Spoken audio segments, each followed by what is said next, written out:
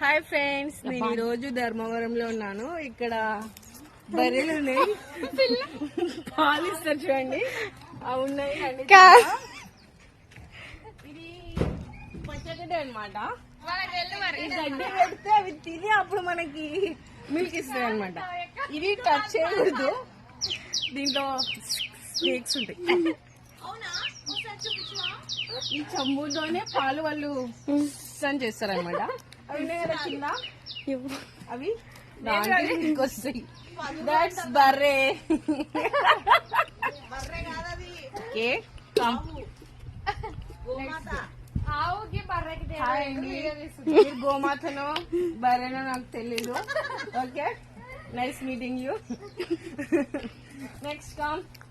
Okay, రెండో వచ్చేసి రెండో బర్రె.